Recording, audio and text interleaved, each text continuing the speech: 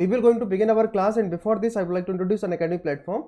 Unacademy जो है वो इंडिया का लार्जेस्ट एजुकेशन प्लेटफॉर्म है जहां पर 100 से ज़्यादा टॉप एजुकेटर आपको मिलते हैं.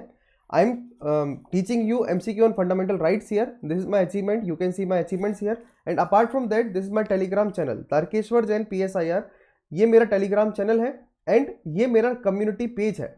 आप इस कम्युनिटी पेज को यहाँ पर देख सकते हैं. आपके लिए आपका जो ऐप होगा उस ऐप में नीचे यहाँ पर एक कम्युनिटी सेक्शन बन के आ रहा होगा. आप उस कम्युनिटी सेक्शन पर जाएंगे तो जितने भी एजुकेटर को आप फॉलो करते हैं उन सभी की अपडेट्स आप यहाँ से ले सकते हैं. Unacademy flat 10,000 rupees of provide कर रहा है आइकॉनिक सब्सक्रिप्शन प्लान पर और 5,000 रुपये ऑफ प्रोवाइड हो रहा है यहाँ पर प्लस कॉम्बो सब्सक्रिप्शन प्लान पे. ये जो वैलिडिटी है ये 25 फरवरी तक है यानी कि कल तक आप इनके लिए एक्सेस कर सकते हैं टीजे लाइव कोड अप्लाई करके. इसके अलावा अनअकैडमी में लाइट सब्सक्रिप्शन प्लान है. 50% तक ऑफ मिलता है आपको इस सब्सक्रिप्शन प्लान में जहां पर आपके लिए मॉक टेस्ट सीरीज मिलती है, लाइव परफॉर्मेंस इंडेक्स है, इन डेप्थ वीडियो एनालिसिस मिलता है आपको यहां पर और इसमें भी सेम कोड अप्लाई करेंगे. 27 फरवरी को अनअकैडमी में मेगा कॉम्बैट ऑफर होने वाला है जिसमें 11 से 12 बजे दोपहर में आपका ये क्लास रहेगा यानी कि एक सेशन रहेगा 1 घंटे का और आप इसमें कई सारे विनिंग प्राइसेस जीत सकते हैं. अनअकैडमी में आइकॉनिक सब्सक्रिप्शन प्लान है जहां पर आपको स्टडी प्लानर मिलते हैं, ओपन हाउस विद एजुकेटर मिलते हैं, क्वेश्चन आंसर राइटिंग प्रैक्टिसेस मिल जाती है और personal coach live mentorship program आपको यहां पर प्रोवाइड किया जाता है. 1 साल के प्लस जीएस प्लान की फीस 51,990 रुपीज़ है, वो आपको 46,791 रुपीज़ पड़ता है. 27,500 रुपये ऑप्शनल की फीस है, वहां पर आपको 24,750 रुपये पड़ता है टीजे लाइव कोड अप्लाई करने के बाद. आप यहाँ पर लोन की फैसिलिटीज़ को भी देख सकते हैं. 2 घंटे में लोन अप्रूवल हो जाएगा. कोई इंटरेस्ट रेट नहीं देना है, कोई प्रोसेसिंग फीस आपको यहाँ पर देने की आवश्यकता नहीं है. अनअकैडमी में लाइव मेंटरिंग प्लेटफॉर्म है, यहाँ पर आप अपना सेशन बुक करके ये सारी फैसिलिटीज़ को अवेल कर सकते हैं. So this is all about what Unacademy. Now we will going to talk about the question. Now we will going to begin our class on the remaining MCQs. तो देखिए कई सारे हमारे यहाँ पर स्लाइड्स कंप्लीट किए हैं. स्लाइड्स बनाने में बहुत टाइम लगता है, बहुत मेहनत लगते हैं और देख सकते हैं. चलिए, good evening Shivani, good evening Kalpana, Bhupendra Lodhi, good evening Sakshi, good evening Balbir. चलिए we will going to start our class. Like share and subscribe करना नहीं भूलना है. प्रेम हो तुम, अच्छा जी, आप क्या हैं प्रेमी? चलिए इस क्वेश्चन को करिएगा. A member of a house belonging to any political party becomes disqualified for being a member of the house. मतलब कोई भी अगर एमपी है और वो किसी पॉलिटिकल पार्टी से जुड़ा है तो वो डिस्क्वालीफाई हो जाएगा किन सर्कमस्टेंसेज में. ये वाला क्वेश्चन एक्चुअली हमने सॉल्व कर लिया था, फिर भी मैं आपको बता दूं. If he is absent from the first meeting of any session, तो फर्स्ट मीटिंग के सेशन से अगर एब्सेंट होगा तो फर्क नहीं पड़ता. अगर वो वॉलंटरली गिवन अप कर देता है मेंबरशिप अपनी पॉलिटिकल पार्टी को तो क्या वो डिस्क्वालीफाई हो जाएगा? नहीं. No confidence motion is pass against an individual minister. तो देखो ये भी गलत है क्योंकि इंडिविजुअल मिनिस्टर में नो कॉन्फिडेंस मोशन पास नहीं होता है और सेकंड स्टेटमेंट आपका सही है. तो 2 only is the answer here. ठीक है. चलिए, presiding officer of the parliament क्या है? तो प्रिसाइडिंग ऑफिसर पार्लियामेंट के ऊपर हम यहां पर क्वेश्चन सॉल्व करेंगे.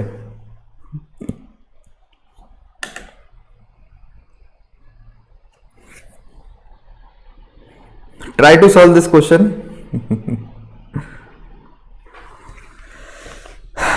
735 क्वेश्चन नंबर. देखो इंटरेक्टिव क्लास होना चाहिए. अभी मैंने एक दिन दिमाग लगाया कि इंटरेक्टिव क्लास नहीं होती है ना तो बड़ा दिमाग खराब होता है. इंटरेक्टिव क्लास होता है ना, बातें करते रहो, क्वेश्चन सॉल्व करते रहो तो दिमाग शांत रहता है. तो आई विल सजेस्ट यू कि बातें करते रहो.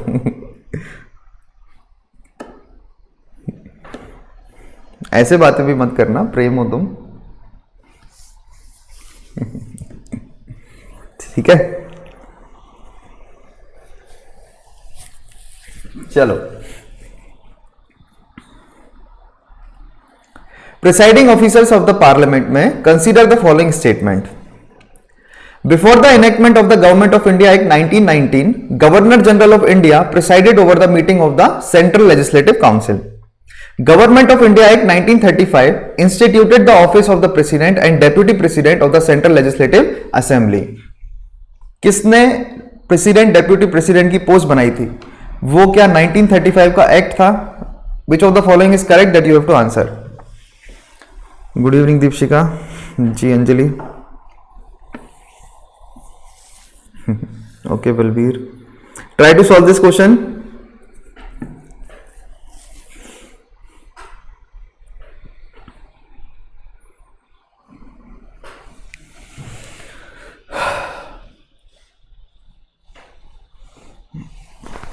चलो अच्छा, कोई आज किसी को डाउट्स एंड क्यूरीज रहते हैं ना apart from this UPSC, they can ask me, I will reply. पूछ लो। कई बार बच्चों के क्वेश्चंस आते हैं ना, सर आप क्या करते हैं, आपकी लाइफ स्टाइल क्या है, इसके अलावा आप क्या काम करते हैं, तो each and everything I will reply you. आज पूछो।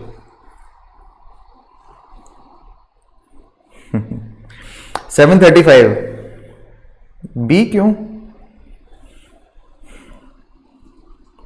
बस आंसर सही देते जाना, ठीक है, वरना तो फिर प्रॉब्लम है।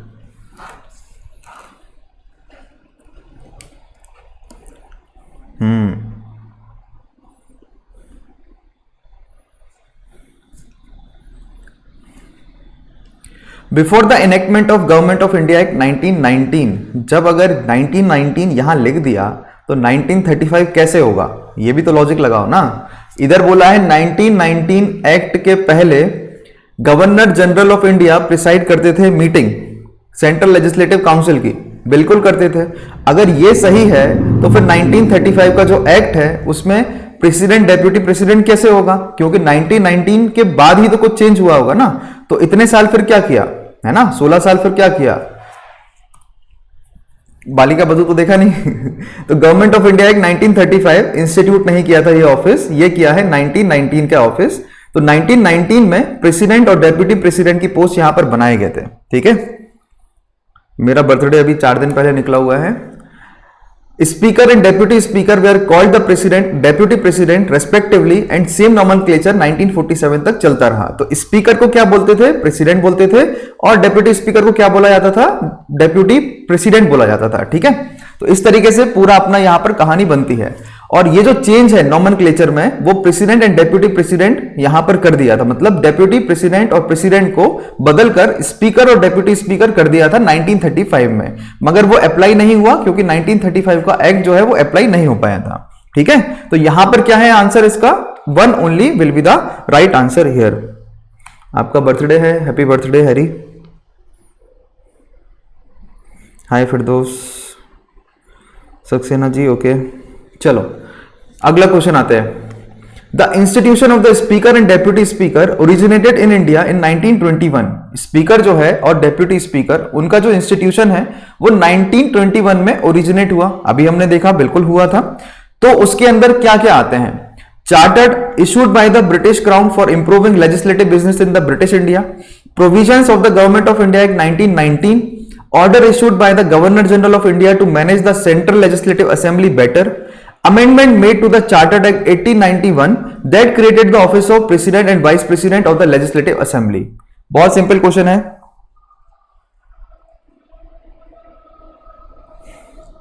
एक दूसरे से बात नहीं करना है, नहीं तो फिर क्लास की बैंड बजा दोगे।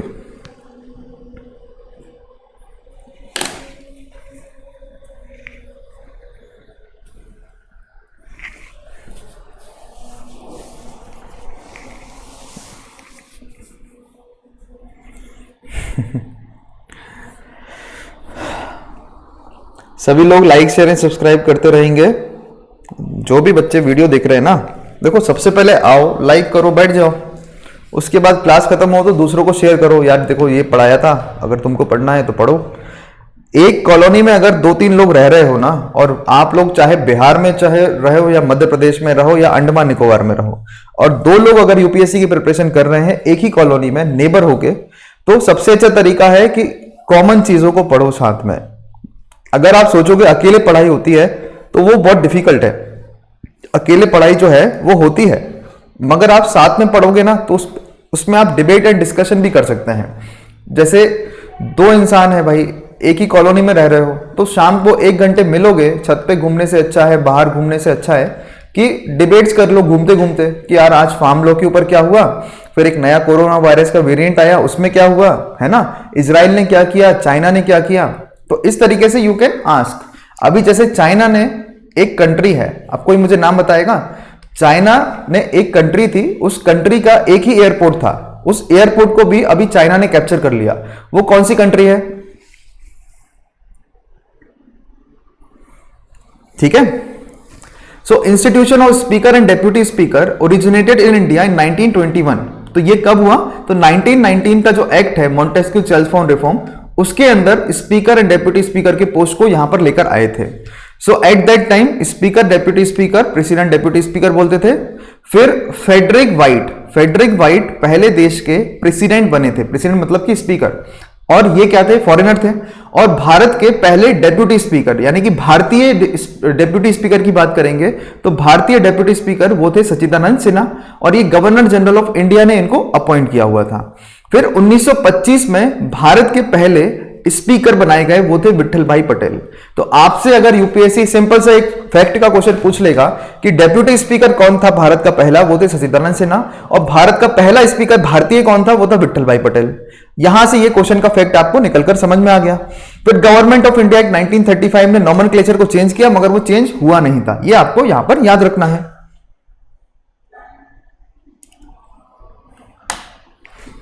आप वशिष्ठ हो, मैं भी हूं, मैं वशिष्ठ हूं, मैं समझा नहीं।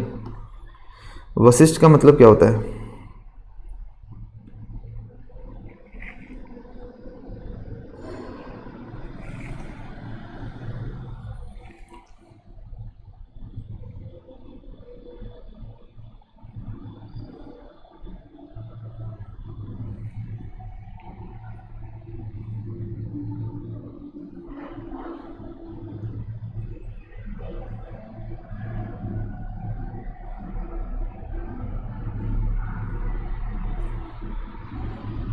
It was not Taiwan, not it was Sri Lanka. अभी की न्यूज है बिल्कुल।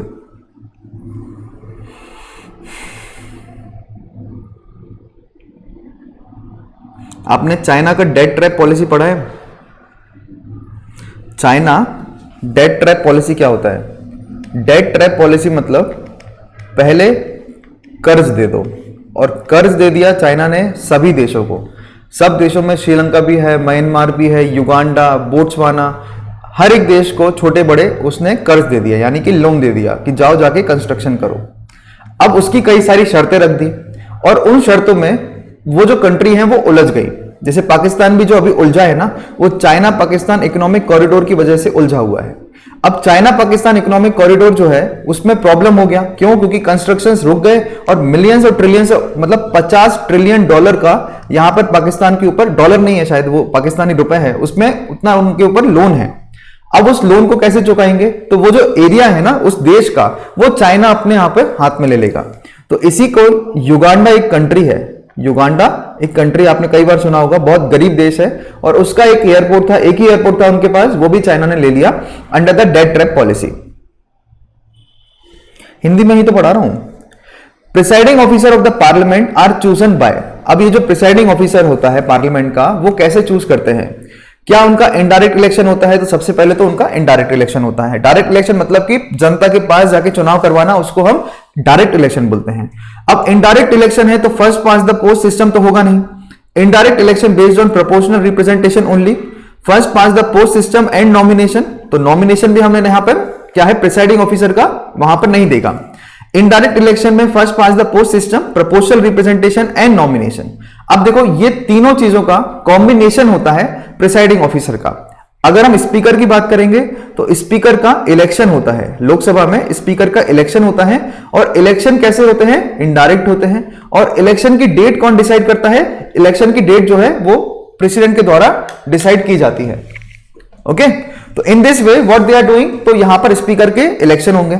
अब डेप्यूटी स्पीकर का इलेक्शन भी होगा, और डेप्यूटी स्पीकर का जो इलेक्शन होता है उसकी डेट स्पीकर डिसाइड करता है। एंड इनके अलावा चेयरपर्सन होते हैं जो कि नॉमिनेटेड होते हैं। तो first past the post system, proportional representation, nomination, तीनों चीजें प्रिसाइडिंग ऑफिसर के इलेक्शन में देखने को मिलती है। Speaker indirectly elected, first past the post, vice president indirectly elected based on the proportional representation, chairperson nominated. तो इसी तरीके से क्या होते हैं हमारे देश में जो प्रिसाइडिंग ऑफिसर है, अब देखो वाइस प्रेसिडेंट यानी कि चेयरमैन वो अपना वाइस प्रेसिडेंट होता है, तो उसका प्रोपोर्शनल रिप्रेजेंटेशन से होगा।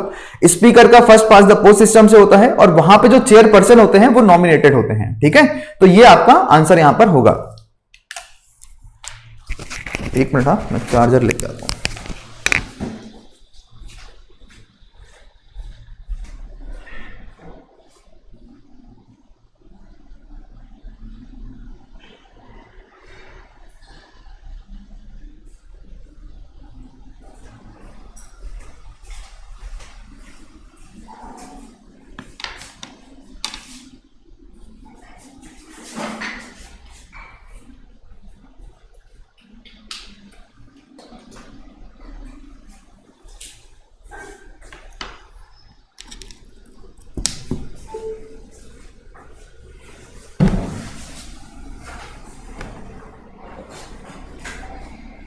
वो तो इंडिया का है सर। इंडिया का क्या है अमित?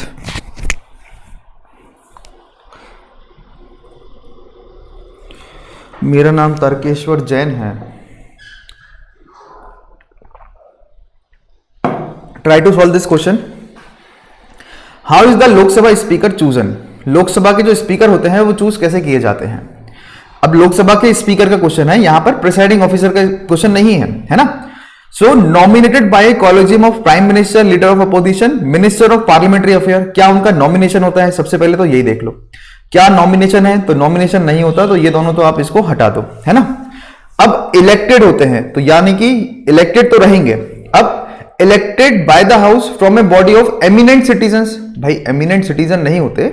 अब मेंबर ऑफ पार्लियामेंट आडवाणी भी होंगे, तो मेंबर ऑफ पार्लियामेंट एक नया आदमी भी होगा, उसमें एमिनेंट सिटीजंस कुछ नहीं होते। ठीक है, elected by the house from among its member, एक ही बचता है और वही सिंपल सा ऑप्शन है आपका।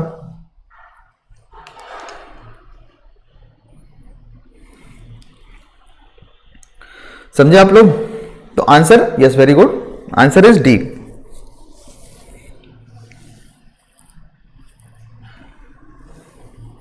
ठीक है, speaker elected by the Lok Sabha member और first past the post electoral system होता है उनका। ठीक है, डायरेक्ट इनडायरेक्ट इलेक्शन होते हैं उनके। Yes very good Swani. 739 speaker of the Lok Sabha resigns from the office by writing address to. मतलब जब स्पीकर को अगर रिजाइन करना है तो स्पीकर रिजाइन अपना रेजिग्नेशन लेटर किसको देगा? यह भी बहुत इजी क्वेश्चन है। सभी लोग लाइक शेयर एंड सब्सक्राइब करते रहेंगे वीडियो को।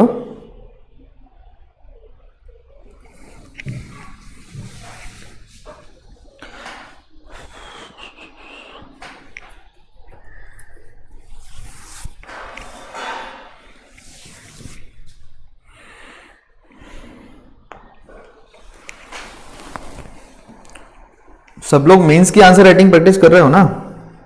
खाली प्री से कुछ नहीं होगा, ये मत समझना कि प्री को निकाल लेंगे तो कोई पुरस्कार मिलेगा। हाँ, कुछ ऐसे माइनॉरिटी कम्युनिटीज होती हैं जो we can say some kind of reimbursements provide करते हैं जब कोई प्री निकालता है या मेंस निकालता है या इंटरव्यू निकालता है। तो जो भी मेरा ये वीडियो देख रहे हैं and if they belong to any minority community such as I can say Jain, Sikh, Muslims और कोई भी हो, बुद्ध होंगे, तो उन लोगों के केसेस में उनकी जो कम्युनिटी है वो स्कॉलरशिप प्रोवाइड करते हैं if you will we can say qualify your pre, mains और एनीथिंग, है ना। अगर आप प्री भी निकालते हैं जैन कम्युनिटी के होकर तो आपको 50,000 रुपीज की स्कॉलरशिप मिलती है और वो कैश में या फिर मतलब चेक में मिल जाता है। तो उसमें आप लोगों के लिए पढ़ाई के लिए इजी रहते हैं, वो आपको फैसिलिटीज प्रोवाइड करते हैं। मुझे जैन का पता है और मुस्लिम्स का पता है। मुस्लिम्स में अलीगढ़ मुस्लिम यूनिवर्सिटी है, वो अपना यूपीएससी की कोचिंग चलाते हैं। तो कोचिंग चलाने का मतलब वो लोग आप लोगों को रहने खाने की फैसिलिटीज प्रोवाइड करते हैं, है ना।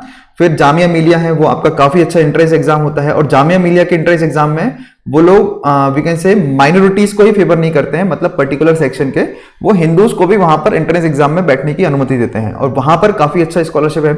एक पटेल कम्युनिटी है गुजरात में, उन्होंने वल्लभ भाई पटेल को लेकर बहुत बड़ा इंस्टीट्यूट बनाया हुआ है अहमदाबाद तरफ। तो मैंने उसको देखा था, काफी अच्छी तरीके से उन्होंने बहुत बड़े मतलब लगभग 50 एकड़ में उन्होंने डेवलप किया है और वहां पर if any Patel qualified prelims examination और मेंस और इंटरव्यू एग्जाम, तो वो काफ़ी अच्छे से फैसिलिटीज देते हैं। जैन लोगों के लिए भी काफ़ी अच्छे ऑर्गेनाइजेशन है, जैसे कि जैन इंटरनेशनल ऑर्गेनाइजेशन है, जैन इंटरनेशनल ट्रेड ऑर्गेनाइजेशन है, और फिर अपने कई सारे ऑर्गेनाइजेशन हैं जो जैन लोगों को भी स्कॉलरशिप देते हैं। तो आप लोगों को अगर ये नहीं पता तो ये भी आप लोग थोड़ा सा देखा करो, है ना। Speaker of the Lok Sabha resigns from office by writing address to the, वो है deputy speaker. Yes, deputy speaker को वो अपना रेजिग्नेशन लेटर देते हैं। अच्छा, एक और चीज, जो स्कॉलरशिप ये देते हैं ना, उसमें जनरल कैटेगरी के लोग को भी मिलती है, या SC ST OBC को भी मिलती है। जैसे स्पीपा करके एक ऑर्गेनाइजेशन है, काफी अच्छी ऑर्गेनाइजेशन है, गवर्नमेंट की ऑर्गेनाइजेशन है, और वो गुजरात में स्कॉलरशिप देते हैं।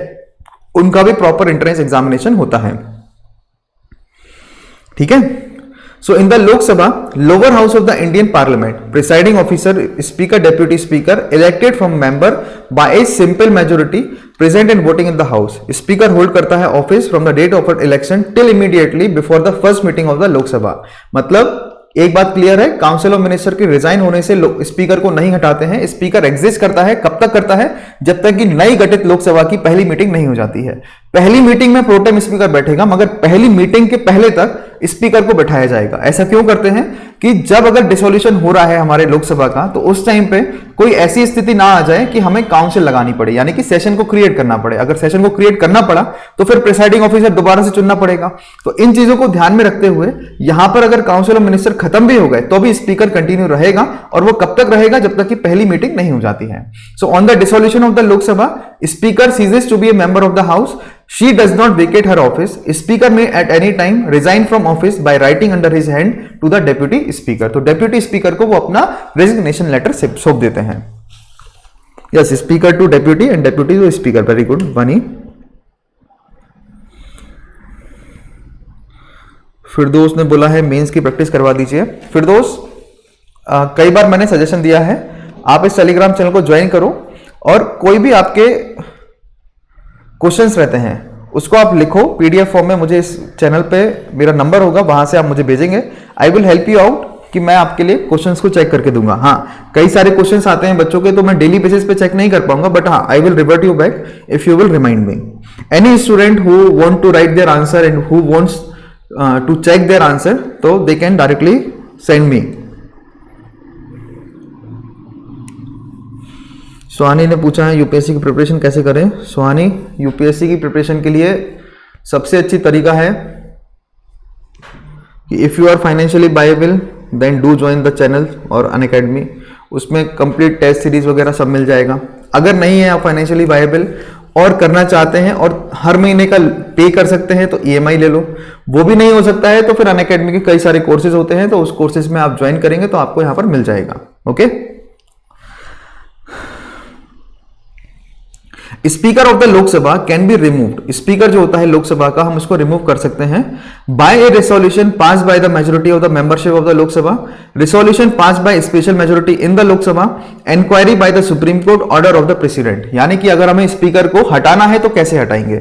अभी तक हमने क्या देखा था, स्पीकर को चुनना है तो कैसे चुनेंगे। अब हम देखते हैं स्पीकर को हटाना है तो how we will going to we can say remove that particular speaker. देखो, there are various material available on in the market, I can say, है ना। No Firdaus, we are not allowed to share.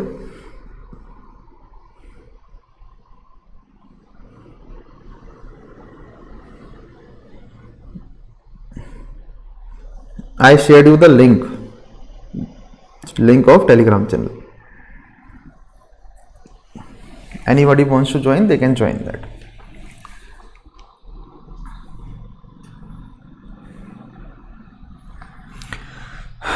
Question पूछा है, speaker of the Lok Sabha can be removed, मतलब उसको अगर हटाना है तो हम कैसे हटाएंगे। ओके, तो स्पीकर को हटाने का क्या तरीका है। क्या ऑर्डर ऑफ द प्रेसिडेंट से हम स्पीकर को हटा सकते हैं? नहीं। स्पीकर जो होता है वो एक कैबिनेट पोस्ट की तरह उनका होता है, ठीक है। अब कैबिनेट की अगर पोस्ट है तो इतनी आसानी से उनको हटाने की अनुमति नहीं होती है। संविधानिक पोस्ट है, और वो क्या है, संविधानिक पोस्ट है। तो ये ऑर्डर ऑफ द प्रेसिडेंट तो नहीं आएगा। तो फोर्थ ऑप्शन आपका चला गया। Inquiry by the supreme court से क्या उसको हम हटा सकते हैं? तो हम inquiry of the supreme court से भी नहीं हटा सकते, क्योंकि ऐसा कुछ तो किसी को भी नहीं हटा सकते ना inquiry of the supreme court से। फिर resolution pass by special majority in the Lok Sabha, नहीं। अगर हमें इनको हटाना है तो majority of the membership of the Lok Sabha, यानी कि जितने भी मेंबर हैं उनको सबको वोट करना पड़ेगा, और वो वोट अगर करते हैं और उनके वोटिंग में लगता है कि स्पीकर के लिए फेवर किया गया है हटाने को, तब हम उनको हटा सकते हैं। ठीक है, तो स्पेशल मेजोरिटी वगैरह ऐसा कुछ नहीं है। उनको हटाने का सिंपल सा प्रोसीजर है कि राइटिंग डेप्यूटी स्पीकर को कर दे cease to be become of the Lok Sabha if he is remove by resolution pass by the majority of all the member of the Lok Sabha. तो वो रेजोल्यूशन को हटाना होगा 14 दिन का एडवांस नोटिस उनको देकर, और resolution for the removal of the speaker अगर अंडर कंसिडरेशन है तो वो प्रिसाइड नहीं कर पाएगा, मतलब कि वो विकेट से सभा को हेड नहीं कर पाएगा। और यहां पर लोकसभा अगर डिसॉल्व हो जाएगी तो वो अपना विकेट ऑफिस नहीं करता है जब तक कि नया ऑफिस उनके लिए नहीं बन जाता, यानी कि लोकसभा नई गठित नहीं हो जाती है, तब तक वो कंटिन्यू करते रहेंगे।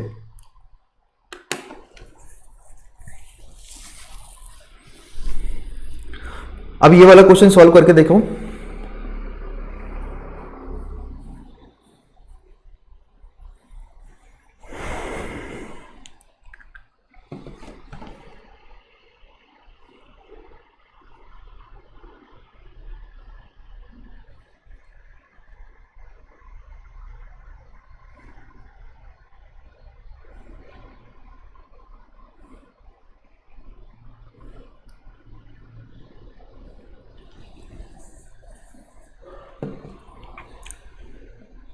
Very good.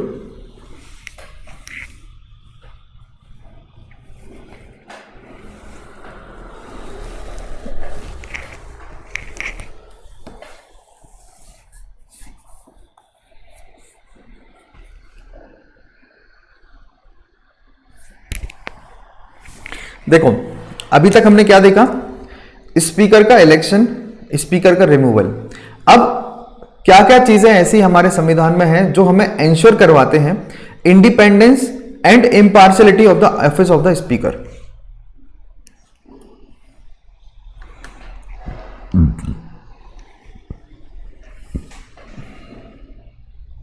देखो अभी तो आपने बहुत अच्छे से इस क्वेश्चन को सॉल्व किया, क्यों?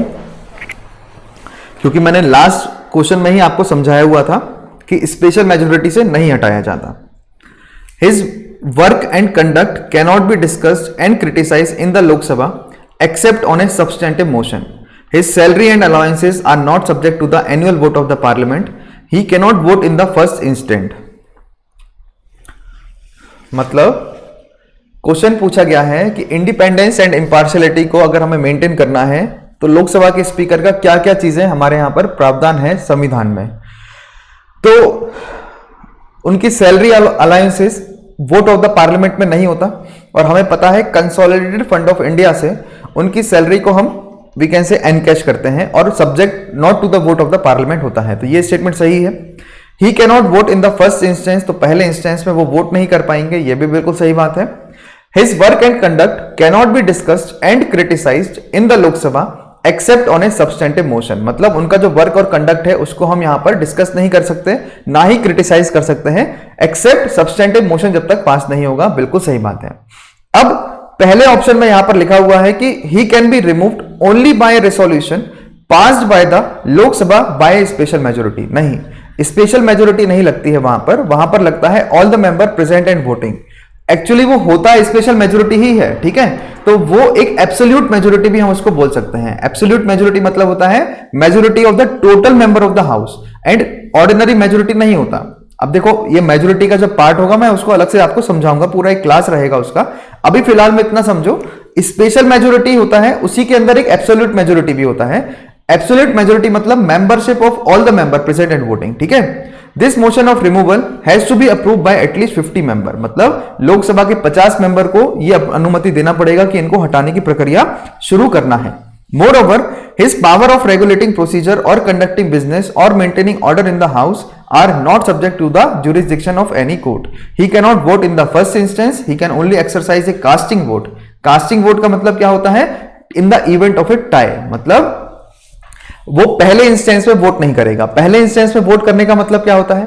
अगर एक कोई बिल आया तो बिल में राहुल गांधी की बिल्कुल उतनी ही से रहेगा जितना एक मोदी जी का रहेगा। मतलब कि एक बिल है और वो लेट से अमित शाह लेकर आए, ठीक है, उन्होंने पेश किया। अब अमित शाह होम मिनिस्टर हैं, तो अमित शाह ने यहां पर जब पेश किया तो वो अमित शाह का वोट उसमें माना जाएगा, सारे मेंबर्स का वोट इक्वल होगा, है ना। मगर स्पीकर उस टाइम पे वोट नहीं करेगा। क्यों नहीं करेगा? इम्पार्शियलिटी को बताने के लिए कि मतलब मैं पारदर्शित हूं, मैं ये बताना चाहता हूं कि मैं उसमें कोई भी फेवर नहीं कर रहा किसी भी पार्टी को। मगर जब टाई हो जाएगा, यानी कि 200 वोट उन्होंने दिए, 200 वोट इधर से आए, अब 200 वोट आ गए, तो in that case what will happen, इधर पर जो है स्पीकर क्या करेगा, स्पीकर यहां पर वोट करेगा। टाई के केस में स्पीकर वोट करता है। So this makes the position of the speaker impartial. ठीक है, क्लियर हो गई कहानी?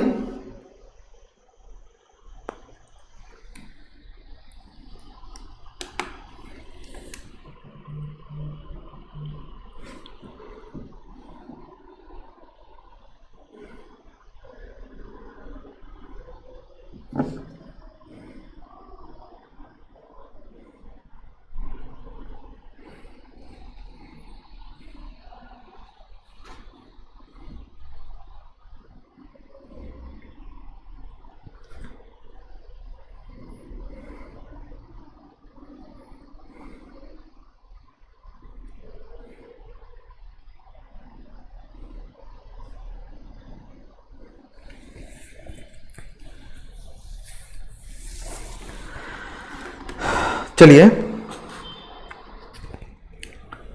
As the office of the speaker is vested with great prestige, position and authority, independence and impartiality becomes its sine qua non, thus she is provided with a security of tenure. मतलब speaker जो है उसके पास कई सारे Prestige होते हैं, power होता है और अथॉरिटी होता है, और उसको इंडिपेंडेंस इम्पार्शियलिटी भी बताना होगा। And she is provided with A security of tenure. Security of tenure मतलब कि उनको आप एवं नहीं हटा सकते, है ना। She can be removed only, कैसे हटाओगे? इंडिपेंडेंट इंक्वायरी से हटाओगे क्या? रिसोल्यूशन से हटाते हैं क्या? प्रेसिडेंट इंडिपेंडेंट इंक्वायरी करके हटाएंगे क्या? या फिर none of the above? Yes, very good.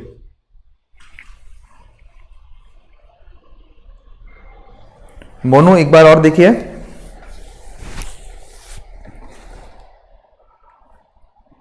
सभी लोग लाइक शेयर एंड सब्सक्राइब करते जाओ। देखो, जब तक 100 प्लस नहीं गए तो कोई मतलब नहीं है, 100 प्लस जाना है लाइक्स में।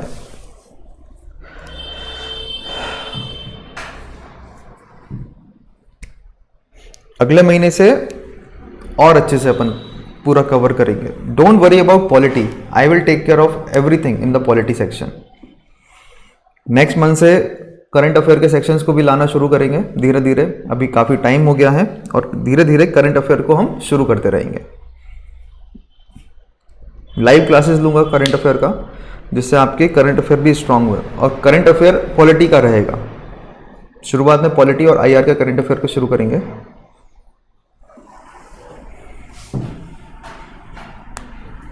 Yes, very good.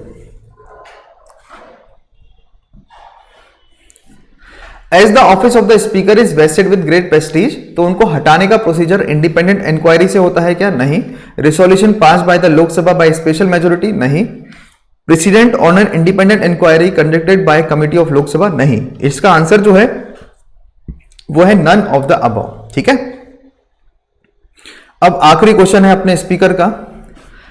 To impeach the speaker what we have to do?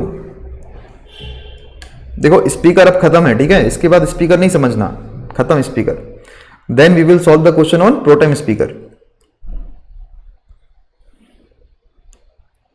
History अभी नहीं सुहानी, हिस्ट्री के लिए बहुत दिमाग लगता है।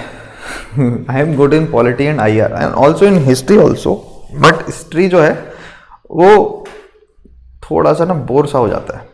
पॉलिटी का मज़ा आता है, पॉलिटी में अलग ही चीज़ है, क्योंकि पॉलिटी एक ऐसी चीज़ है जिसमें आपको इंटरेस्ट बना रहेगा। और क्वेश्चन यूपीएससी में पॉलिटी से आने ही आने हैं, 15-16 क्वेश्चन तो हर साल मिलने हैं। हिस्ट्री में ऐसा है कि ancient history, medieval history, art and culture, modern history, अब उसमें से मिला के आपके 15-20 क्वेश्चन आते हैं। 15-20 क्वेश्चन यानी कि मॉडर्न हिस्ट्री से देखोगे तो 8 से 10 क्वेश्चन निकलेंगे। अब 8 से 10 क्वेश्चन और इसमें से सीधे सीधे आपके 15-16 क्वेश्चन होते हैं, है ना। तो इसलिए मैं वो क्वेश्चन वाइज ज्यादा फोकस करता हूं। जैसे आईआर है, उसमें से आपको 5-6 क्वेश्चन मिलेंगे हर साल। इस साल भी आईआर में 5-6 क्वेश्चन थे, 15-16 क्वेश्चन आपके पॉलिटी से थे। तो 23-24 क्वेश्चन यहां से आ गए। 48 नंबर आपके अगर पूरे सही करोगे तो 48 नंबर यहां से निकल के आ गए। कट ऑफ जाती है 90, 95 या 100। अब वो 90, 95, 100 में कट ऑफ जाना है तो 50% तो नंबर आप यहीं से लेकर आ गए, है ना, पॉलिटी और आईआर से। रेस्ट क्वेश्चन आप इकोनॉमी में फोकस करो, इकोनॉमी के साथ एनवायरनमेंट में फोकस करो। उसके ज्यादा आपको प्री के लिए पढ़ना ही नहीं है। प्री के लिए आप ये सोचोगे कि मैं ज्योग्राफी पढ़ूं, ज्योग्राफी पढ़ने का कोई मतलब नहीं है प्री के लिए। कभी क्वेश्चन नहीं मिलेगा आपको प्री में ज्योग्राफी का। हार्डली एक क्वेश्चन आ गया, वो एक क्वेश्चन के लिए इतनी मगजमारी करोगे तो इट्स बेटर कि आप ऐसी चीजों को पढ़ो जो हर साल आनी है, जैसे कि पॉलिटी, एनवायरनमेंट, आईआर, है ना, polity, environment, IR, economics. Economics strong कर लो, पॉलिटी स्ट्रॉन्ग कर लो और अपना एनवायरनमेंट स्ट्रॉन्ग कर लो। गारंटेड प्री होना ही होना है।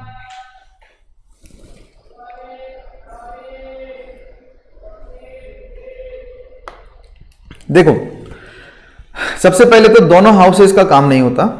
अगर लोकसभा के स्पीकर को हटाना है तो लोकसभा करेगा, राज्यसभा के चेयरमैन को हटाना है तो राज्यसभा काम करता है। मगर राज्यसभा के चेयरमैन को जब हटाना होगा तो राज्यसभा से वो प्रोसीजर में स्पेशल मेजोरिटी से पास होगा, ठीक है, और फिर उसके बाद लोकसभा से सिंपल मेजोरिटी या फिर जस्ट अप्रूवल चाहिए पड़ेगा। ये बात समझना आप लोग।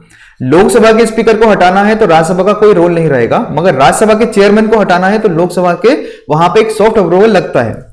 Only Lok Sabha need to pass a resolution to that by absolute majority is the right answer here. Ordinary majority लगती नहीं है, तो इसमें C is the right answer. UPSC के लिए बेस्ट सब्जेक्ट कौन सा है? बेस्ट सब्जेक्ट कुछ नहीं होता।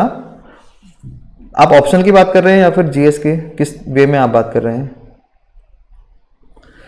Question number 744, consider the following about the office of the speaker. She holds office during the pleasure of the president. अब देखो ये क्वेश्चन थोड़ा सा टफ हुआ। She needs not be a member of the house at the time of her election. She is jointly elected by both the houses of Lok Sabha and Rajya Sabha. बहुत अच्छा question है। अब इसका आंसर करो। खत्म होगा ये क्वेश्चन के बाद, खत्म, बस। स्पीकर इससे ज्यादा नहीं।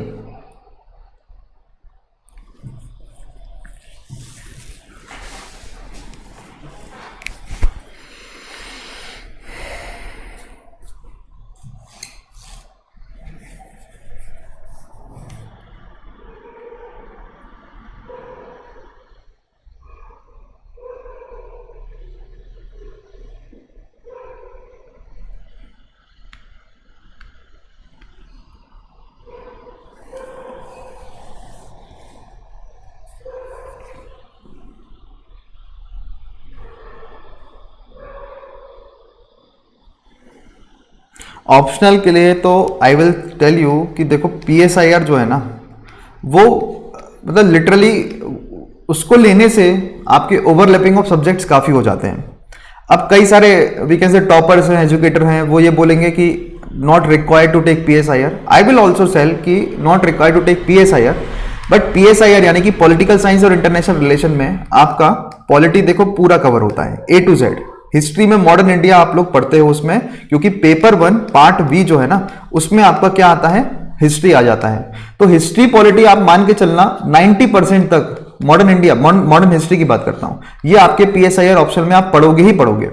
फिर उसके बाद जो है आप आईआर पढ़ोगे, पूरा A to Z आईआर आपको यहां पर पढ़ना है। और ये तीनों जो है ना, ये मिला के 30 क्वेश्चन बनते हैं प्री में। और यहीं से अगर आपने पीएसआईआर स्ट्रॉन्ग कर लिया तो आपके पीएसआईआर में से आपका जीएस का जो पेपर है, जीएस पेपर 2 जहां पर पॉलिटी होता है, आपके 250 नंबर का जो पेपर है उसमें से 125 नंबर की पॉलिटी आती है। अब वो वहां पे आप काम कर सकते हो। इसके बाद आपका जो ऐसे पेपर है, वो ऐसे पेपर के लिए भी हर साल एक ना एक ऐसा आता ही है, जहां पर आप अपना पीएसआईआर का वीकेंड से एक टॉपिक उठा के वहां पर सॉल्व कर लोगे।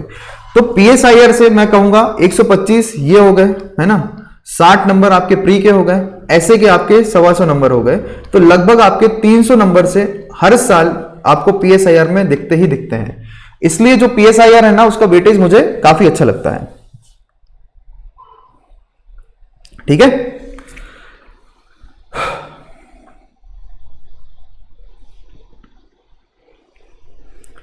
She consider the following about the office of the speaker. She holds office during the pleasure of the president. Pleasure of the president की होता है क्या? उनका ऑफिस नहीं होता।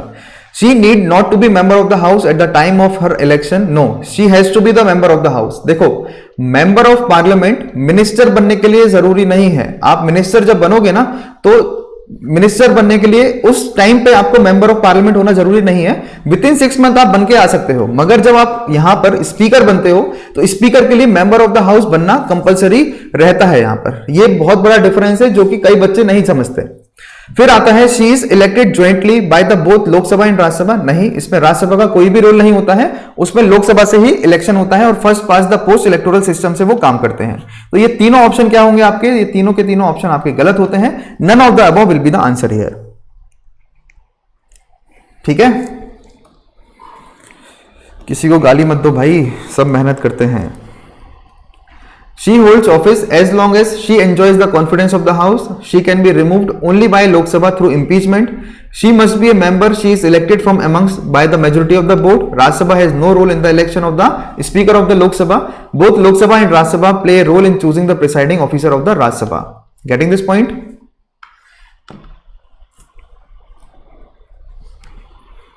चलो अगला क्वेश्चन। लाइक्स तो बढ़ाओ।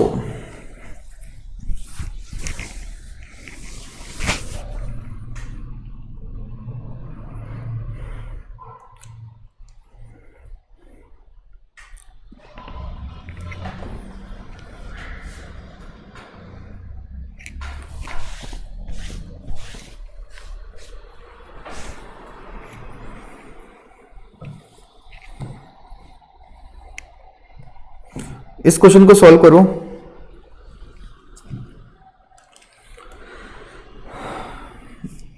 Speaker is elected by the Lok Sabha from among its member. Date of election of the speaker is fixed by the leader of the house. whenever the Lok Sabha is dissolved, speaker does not vacate his office, continue till the newly elected Lok Sabha meets।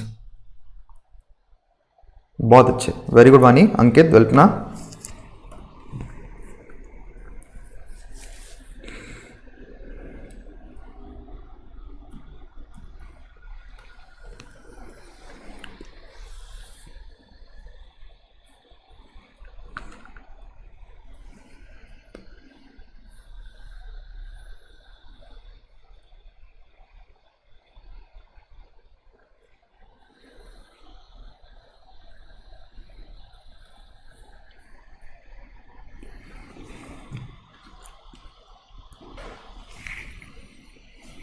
Yes, very good. Speaker is elected by the Lok Sabha from among its member। उनके members में से ही election जो होता है speaker का होता है, बिल्कुल सही बात है। Date of the election of the speaker is not fixed by the leader of the house नहीं होता, it is fixed by the president of India. और जब लोकसभा डिसॉल्व होती है तो वो अपना वेकेशन नहीं करते हैं। तो यहां पर सही आंसर क्या है? 1 and 3 is the right answer here. Thank you Abhilash. Speaker का ये सब कुछ हमने देख लिया। अब होता है अपना ये, during the period of incumbency of the Lok Sabha speaker which of the following condition must remain fulfilled, failing which speaker has to resign from the post.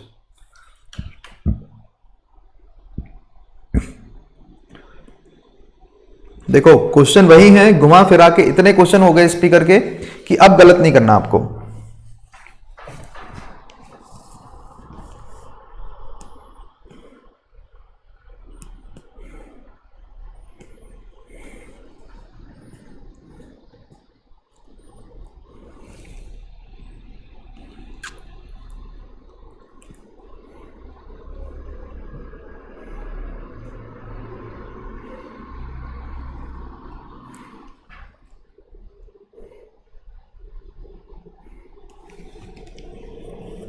बिल्कुल जाइए जाइए।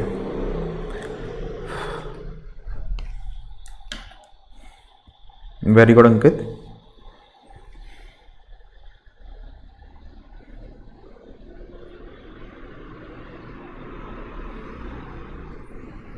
वेरी गुड कल्पना।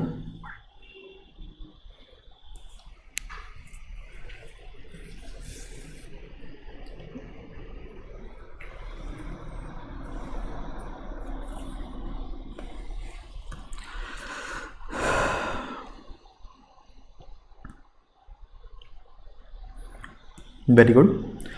तो incumbency of the Lok Sabha speaker के time पे अगर होगा, incumbency मतलब जब लोकसभा के स्पीकर के चुनाव होते हैं तो उस टाइम पे क्या होगा, तो प्लेजर ऑफ द प्रेसिडेंट होता है क्या? नहीं, प्लेजर ऑफ द प्रेसिडेंट नहीं है, सिक्योरिटी ऑफ टेन्योर उनके पास होता है। देखो दोनों में डिफरेंस है। सिक्योरिटी ऑफ टेन्योर का मतलब क्या है कि उनका एक फिक्स टेन्योर होगा। ऑल्दो फिक्स टेन्योर का मतलब ये नहीं है कि 5 साल होगा, मगर वो प्रेसिडेंट के ऊपर निर्भर नहीं करते हैं। जैसे गवर्नर जो होता है वो प्लेजर ऑफ द प्रेसिडेंट के साथ बनते हैं और उनका सिक्योरिटी ऑफ टेन्योर नहीं होगा। तो जहां पर प्लेजर ऑफ द प्रेसिडेंट है वहां पर सिक्योरिटी ऑफ टेन्योर नहीं होगा, और जहां सिक्योरिटी ऑफ टेन्योर है वहां प्लेजर ऑफ द प्रेसिडेंट नहीं होगा। ठीक है, तो यहां पर पहला स्टेटमेंट क्या हो गया? गलत हो गया। अब तीसरा statement, Lok Sabha should not be dissolve, Lok Sabha जो है वो डिसॉल्व नहीं होना चाहिए, तो आपका यह भी गलत हो गया कि डिसॉल्व होगा, मतलब लोकसभा डिसॉल्व हो सकता है, उससे उनके कोई फर्क नहीं पड़ता है। ये जो सेकंड ऑप्शन है ये बिल्कुल सही है कि he must be a member of the Lok Sabha, Lok Sabha का मेंबर उनका होना जरूरी होता है, तो 2 only is the right answer here. Request किस चीज का Firdaus? It is acceptable if you have joined that Telegram channel ना, it is acceptable, no need to do any kind of acceptance और अलाउंस इन दैट पर्टिकुलर।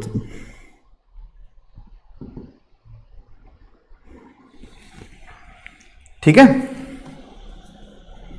चलो अब आते हैं हम पावर्स एंड फंक्शंस के ऊपर। सो speaker of the Lok Sabha derives it's power and duty from, speaker जो होता है लोकसभा का उसको पावर और ड्यूटी कहां कहां से मिलती है?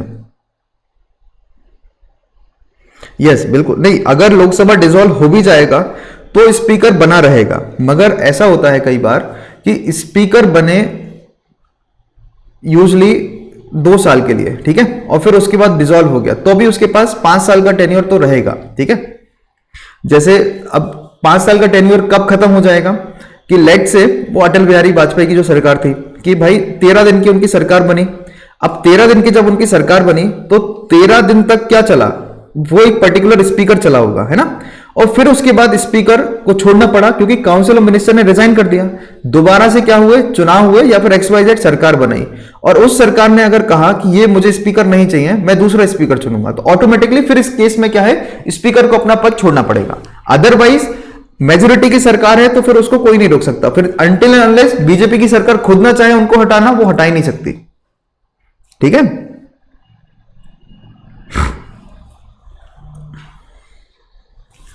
So Speaker of the Lok Sabha derive its power and duties from Constitution of India, parliamentary conventions, parliamentary laws, rules of procedure of the Lok Sabha। तो इनको कहां कहां से पावर मिलते हैं स्पीकर को?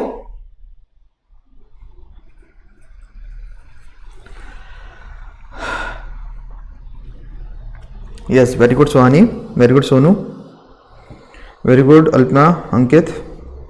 देखो स्पीकर जो है उसको पावर संविधान से मिलता है, बिल्कुल सही बात है, पार्लियामेंट के कन्वेंशन से भी मिलता है। कन्वेंशंस क्या होते हैं?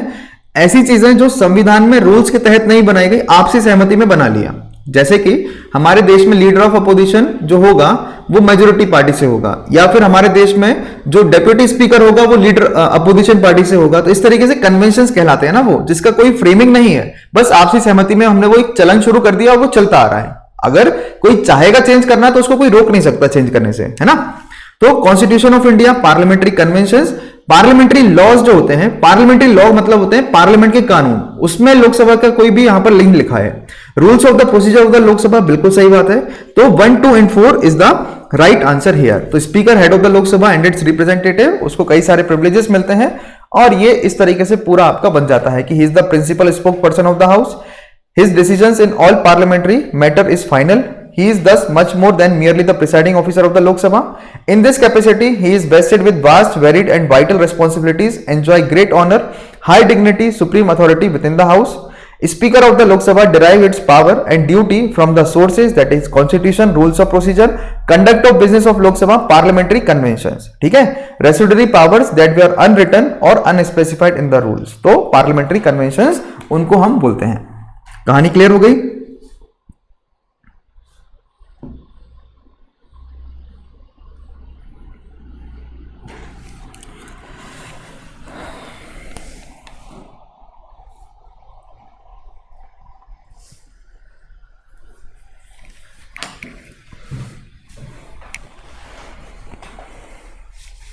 When can the speaker exercise his right to vote in the house? Speaker जो है कब एक्सरसाइज करता है अपना राइट टू वोट हाउस के अंदर?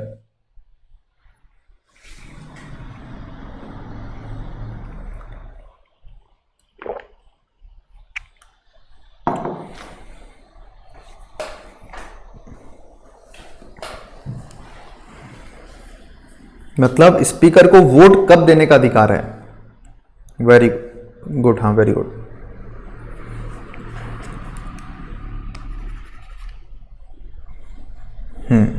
Very good. मर्जी चाहे तब तो कुछ नहीं होता, डिजायर्स में भी कुछ नहीं है, जब उनकी पार्टी डायरेक्ट करेगी तब भी नहीं है। टाई के केस में उनको वोट देने का अधिकार होता है। ठीक है, चलो इसको भी एक बार सॉल्व कर लो, पूरा खत्म ही हो जाए स्पीकर आपका। सभी लोग लाइक शेयर एंड सब्सक्राइब करते रहेंगे।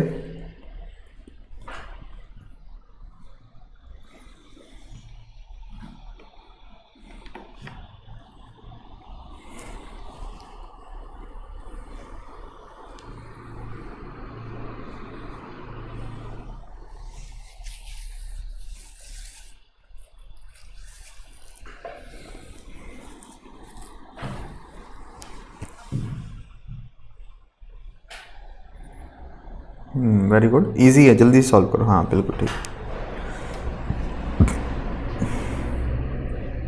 संविधान से मिलता है, rules of procedure, conduct of business से उनको पावर मिलते हैं, पार्लियामेंट के कन्वेंशन से यानी कि अनरिटन रूल से भी उनको पावर मिलते हैं हमारे देश में। ठीक है, all of the above. His power to decide whether a bill is not a money bill और नॉट, तो ये मनी बिल और नॉट ये हमें संविधान से पता चला। अब rules of procedure, conduct of business मतलब power to regulate the business of the house and set the house in order, यानी कि एडजर्नमेंट करने का। आपको पता होगा कि प्रोरोगेशन और समन ये हमारा प्रेसिडेंट करता है, बाकी एडजर्नमेंट साइन डाई जो होता है ये हमारा स्पीकर करता है ना। तो रेगुलेट करना है बिजनेस ऑफ द हाउस, तो ये भी अपना स्पीकर करता है। तो ये हो गया क्या, रूल्स ऑफ प्रोसीजर। फिर आता है पार्लियामेंट के कन्वेंशंस यानी कि जो कहीं लिखे नहीं है, जैसे कि मावलंकन रूल, जहां पर स्पीकर को रिकॉग्नाइज करना है leader of the largest party as the leader of the opposition. मतलब मावलंकन रूल क्यों बोलते हैं इसको, अब ये भी देख लो, बहुत अच्छी चीज निकल कर आती है कि पहले हमारे स्पीकर, हमारे देश के, आजाद देश के पहले स्पीकर कौन थे, वो थे मावलंकन। और we can say British rule में पहले स्पीकर कौन थे, विठल भाई पटेल। और पहले डेप्यूटी स्पीकर कौन थे, सचिदानंद सिन्हा। तो आजाद देश के पहले स्पीकर वो थे मावलंकन, जीवी मावलंकन। तो जीवी मावलंकन ने एक कानून बनाया था, कानून मतलब कि कन्वेंशन, एक प्रथा बनाई थी जिसमें यह बोला कि स्पीकर जो है वो रिकॉग्नाइज करेगा लार्जेस्ट अपोजिशन पार्टी को as the leader of the house. Hello Sheikh Iqbal, ठीक है।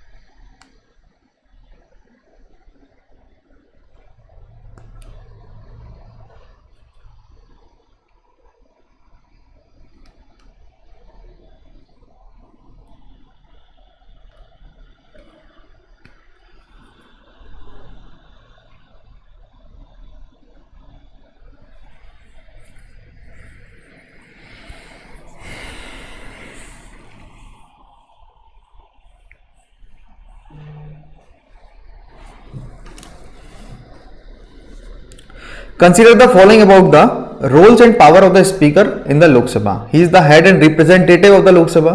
His decision in all parliamentary matter is final.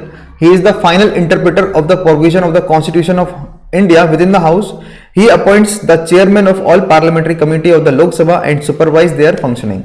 Which of the following is correct that you have to answer? Very good, Firdaus. Vani no. Harsh, very good. Ankit, very good. Ripna, good. तो ही is the head and representative of the Lok Sabha, बिल्कुल सही बात है। उनके parliamentary decision सब कुछ final होते हैं। फाइनल इंटरप्रेटर है provision of the constitution of house with in the house, बिल्कुल सही बात है। अपॉइंट करते हैं चेयरमैन सभी पार्लियामेंट्री कमिटीज में लोकसभा और उनकी सुपरवाइज करते हैं फंक्शनिंग, बिल्कुल सही बात है। All of the above is the right answer here.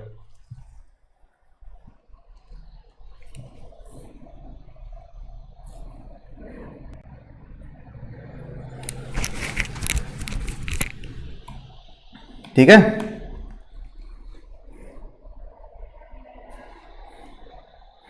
अब ये अगला क्वेश्चन को सॉल्व करिए।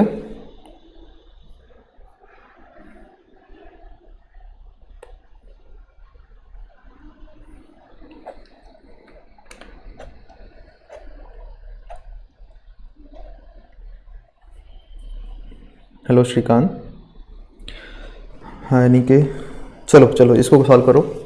Decision of the speaker is considered in which of the following cases.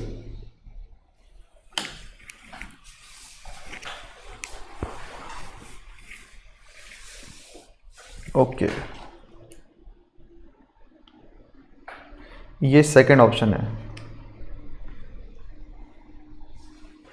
पहला ऑप्शन, second option and this is third option. रुको रुको रुको,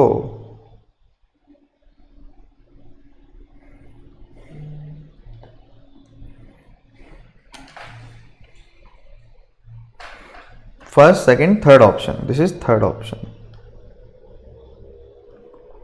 weather a bill is a money bill और नॉट, ये लोकसभा स्पीकर डिसाइड करता है ना, तो बिल्कुल सही बात है। डिस्क्वालीफाई करना एमपीज के लिए एंटी डिफेक्शन लॉ में, that also decide by the speaker. Deciding a bill और calling joint meeting of both the houses, deciding on calling a joint meeting of both the houses, deciding on calling a joint meeting of both the houses लिखा है। Yes, very good वानी, यहां अंग्रेजी काम में आएगी। जल्दी जल्दी में हम ये समझ सकते हैं कि ज्वाइंट मीटिंग के डिसीजन को वो फाइनल कर सकता है। यस, ज्वाइंट सिटिंग के मीटिंग को तो वो देखेगा, प्रिसाइड करेगा, है ना, और ज्वाइंट मीटिंग को बुलाने का काम प्रेसिडेंट करता है। Thank you Shrikant.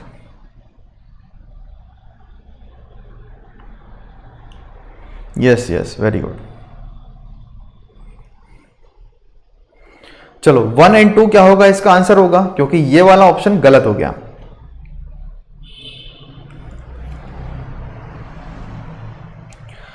Deciding on whether a bill is a money bill और नॉट, बिल्कुल ये देखते हैं। डिस्क्वालीफाई करना है एमपीज के लिए under the anti defection law, ये भी देखते हैं। ज्वाइंट मीटिंग को कब बुलाना है वो प्रेसिडेंट देखता है, ठीक है। तो 1 and 2 only is the right answer here. Lok Sabha speaker presides over a joint sitting of two houses of the parliament. Such a sitting is summoned by the president to settle a deadlock between the two houses on a bill. He allows secret sitting on the house at the request of the leader of the house. When the house having a secret sitting, कोई भी stranger वहां पर नहीं बैठा होता है, lobby को खाली कर दिया जाता है, ये भी एक उनका पावर है। फिर मनी बिल के ऊपर वो डिसाइड करते हैं। मनी बिल को ट्रांसमिट जब राज्यसभा में करते हैं, रिकमेंडेशन और प्रेजेंट करते हैं प्रेसिडेंट को असेंट के लिए, स्पीकर बताएगा कि ये बिल मनी बिल है या नहीं है। तो ये कुछ पावर्स हैं जो हमारे स्पीकर के पास, हमारे पास होते हैं, ठीक है।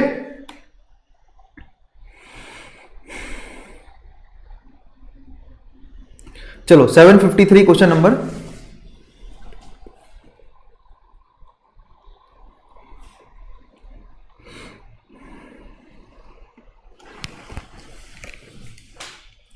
Consider the following statement about the Lok Sabha speaker. The speaker has to be elected from amongst the Lok Sabha member. When the Lok Sabha is dissolved, speaker does not immediately cease to hold office. His decision in all parliamentary matter is final.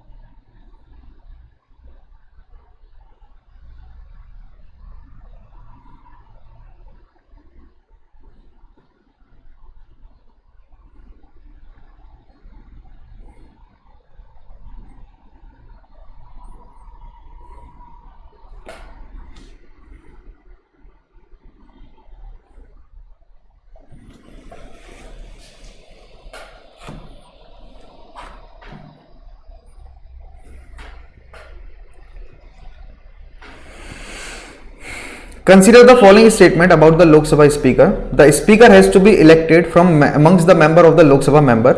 When the Lok Sabha is dissolved, speaker does not immediately cease to hold office. His decision in all parliamentary matter is final.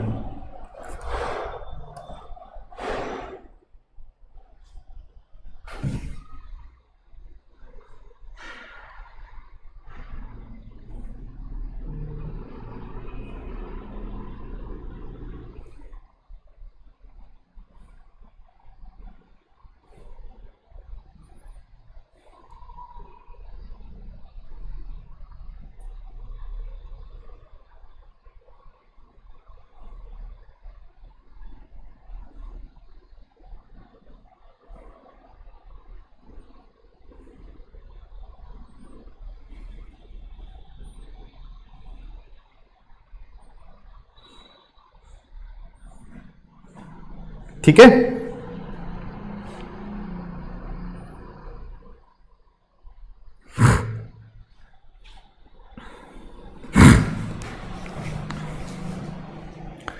Consider the following statement about the Lok Sabha speaker. Speaker has to be elected from amongst the Lok Sabha member. When the Lok Sabha dissolved, speaker does not immediately cease to hold office.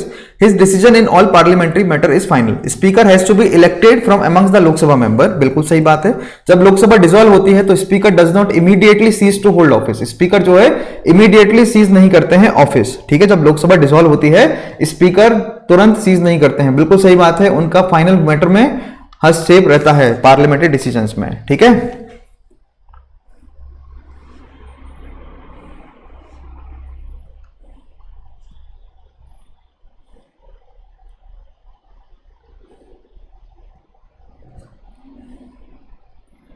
ये हलवा पूरी, ये सारी पूरियां कहीं और जाके बनाओ यार, यहाँ पढ़ लो थोड़ा.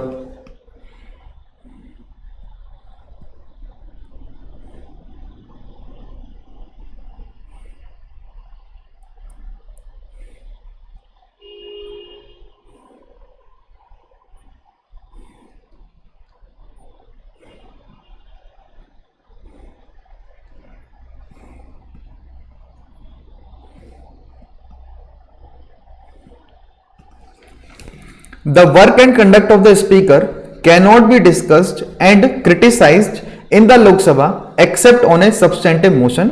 No discussion on the matter of general public importance can take place except on a motion made with the consent of the speaker.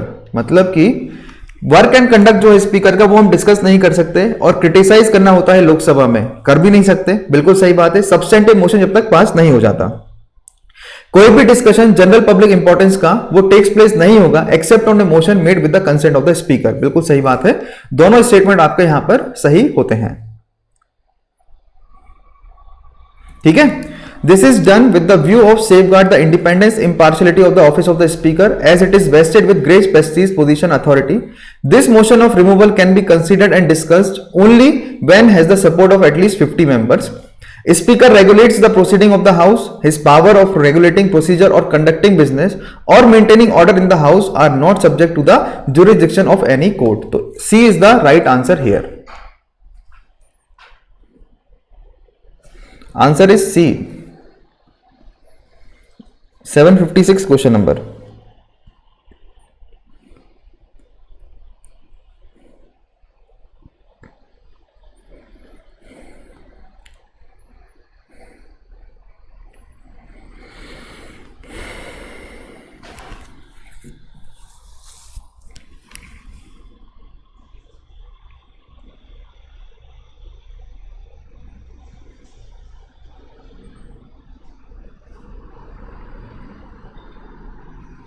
इस क्वेश्चन को सॉल्व करिए.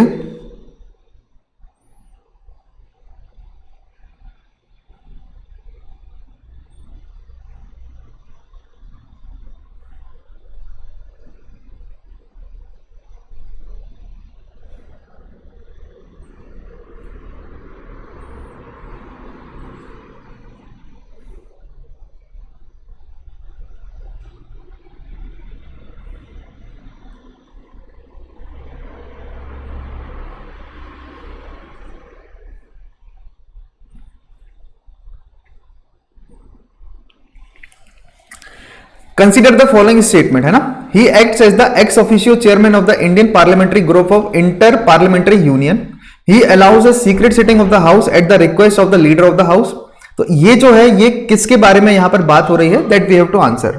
देखो ऑप्शन में है he acts as a ex officio chairman of the Indian parliamentary group of inter parliamentary union. बिल्कुल सही बात है. He allows a secret sitting of the house. Secret sitting of the house मतलब कि जब पार्लियामेंट लगती है तो पार्लियामेंट आपने देखा होगा कि उसका सेशन लाइव जाता है, लोकसभा टीवी, राज्यसभा टीवी में पार्लियामेंट का सेशन लाइव होता है. मगर कई बार ऐसे होते हैं हालात जब हमारे यहां पर लोकसभा मतलब लाइव सेशन नहीं होते. जब लाइव सेशन नहीं होते हैं तो क्या होगा कि हम लोग सीक्रेट सिटिंग करते हैं. जैसे अगर चाइना के साथ कोई युद्ध हो गया है या फिर हमारे कोरोना वायरस की कोई ऐसी अपडेट है जो जनता तक नहीं पहुंचाना, तो उस सब चीजों में अप्रूवल कौन देगा, तो वो स्पीकर जो होता है हाउस का वो अप्रूवल देता है. President of India as he is integral part of the parliament, नहीं. वाइस प्रेसिडेंट नहीं. प्राइम मिनिस्टर नहीं. It is the speaker who is giving the approval, है ना. तो स्पीकर जो होता है वो यहां पर अप्रूवल देता है.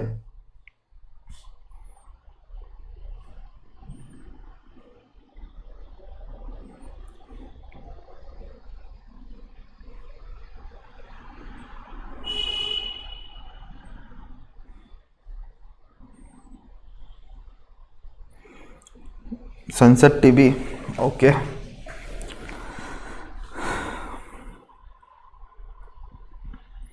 क्लियर है कहानी. चलो अगला क्वेश्चन है. Consider the following about the power of the speaker.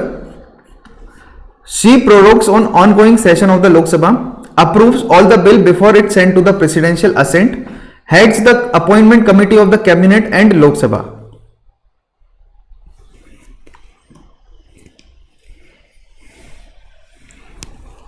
Easy question है. Consider the following about the power of the speaker. Speaker के पावर की बात हो रही है यहां पर, हाँ. Prorogue ongoing session of the parliament, एक होता है समन, एक होता है प्रोरोग, एक होता है एडजर्नमेंट और दूसरा होता है एडजर्नमेंट साइंड है. समन करना मतलब सेशन को बुलाना, प्रोरोग करना मतलब सेशन को खत्म करना. तो ये दोनों काम जो है हमारे देश का प्रेसिडेंट करता है. कौन करता है? प्रेसिडेंट करता है. तो ये वाला काम हमारा स्पीकर ने तो किया नहीं. Approves all the bill before it send to for the presidential assent. तो जो प्रेसिडेंट के असेंट के लिए बिल भेजे जाते हैं उनका अप्रूवल कौन करता है? स्पीकर करता है. क्या ये सही है? तो approve all the bill before it send for presidential assent. फिर आता है आपका heads the appointment committee of the cabinet and in Lok Sabha. Appointment committee को हेड करने वाला आदमी. तो क्या अपॉइंटमेंट कमिटी को हेड करेगा?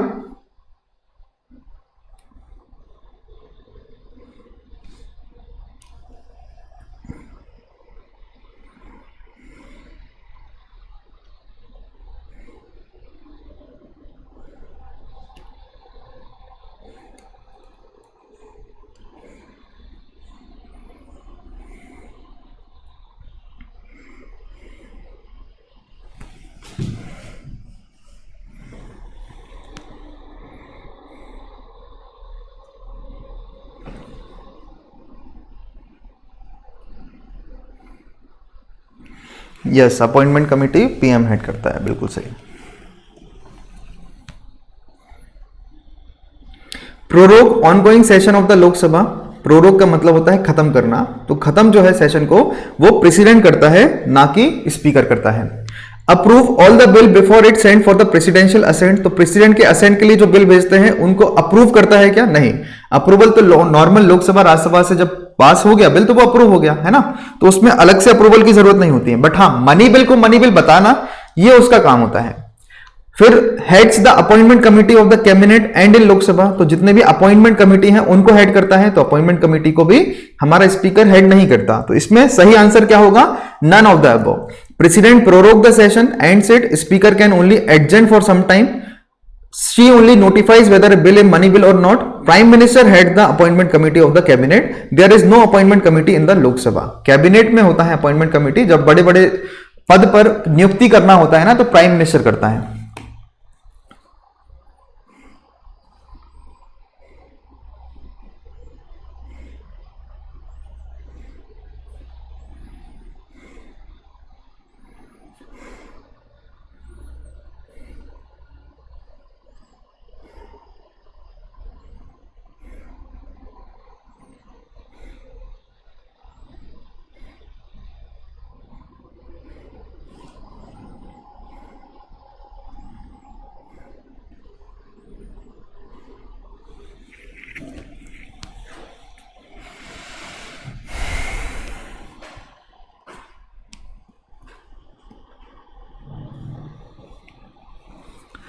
Speaker of the Lok Sabha derives his power and duties from the Constitution of India, rules of procedure, conduct of business of the Lok Sabha, and parliamentary conventions.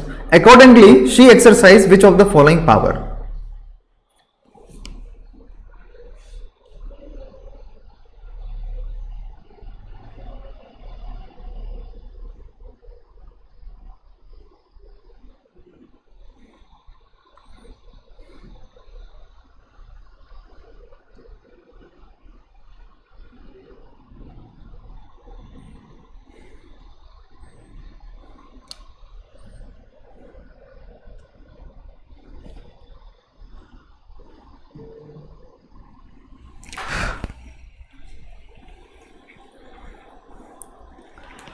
She is the final interpreter of the provision of the Constitution of India for all any matter related to the Parliament. Parliament के जितने भी matter होंगे उसमें final interpreter हमारा क्या होगा?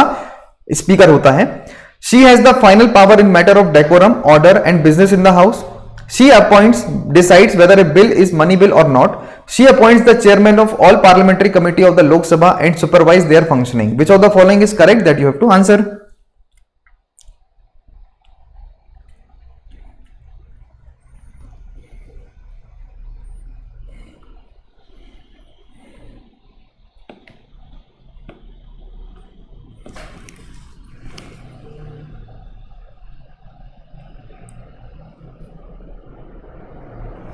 देखो, she exercises which of the following power? She is the final interpreter of the provision of the Constitution of India for all matter related to the Parliament. ठीक है. Final power of matter of decorum, order and business, बिल्कुल सही बात है. Whether a bill is money bill or not, बिल्कुल सही बात है. Appoint the chairman of all parliamentary committee of the Lok Sabha and supervise their functioning. Okay. अब इसमें देखो, इसमें से चारों स्टेटमेंट आपके सही नहीं है. इसमें से आपके सही नहीं है चारों स्टेटमेंट. अब आपको देखना है कि चारों स्टेटमेंट सही नहीं है तो कौन सा एक गलत है. पहले आपको देखना है फाइनल कौन कौन से सही है. तो she decides whether a bill is money bill और नॉट, बिल्कुल सही बात है. तो ये आपका थर्ड स्टेटमेंट आपके में रहेगा, मतलब 1 और 4 आपका चला गया. फिर आता है she appoints the chairman of all parliamentary committee of the Lok Sabha और सुपरवाइज करते हैं फंक्शनिंग, ये भी सही है. तो आपका ये ऑप्शन भी आपके यहां से चला जाता है. अब आता है आपका पहला ऑप्शन. पहला ऑप्शन बचा ही नहीं. अब बचा नहीं और हमें पता है कि 3-4 स्टेटमेंट को रहना है, तो सेकंड स्टेटमेंट को देखना है और पहले स्टेटमेंट को तो हमें यहां पर गलत कर देना है. तो she has the final power in matter of decorum, order and business in the house. तो बिल्कुल सही बात है कि फाइनल पावर होता है डेकोरम को मेंटेन करने का. तो 2, 3 and 4 only is the right answer here.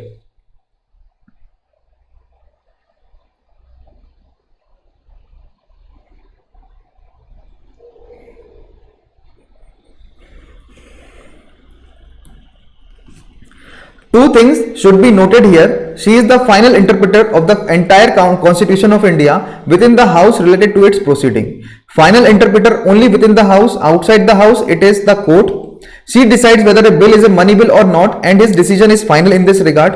Whether a money bill is transmitted to the Rajya Sabha for recommendation and presented to the President for assent, Speaker endorse on the bill and certify करता है कि ये money bill है, और chairman होता है advisory board का, general purpose committee का. ठीक है, तो ये हो गया आपके पूरा स्पीकर का कहानी खत्म.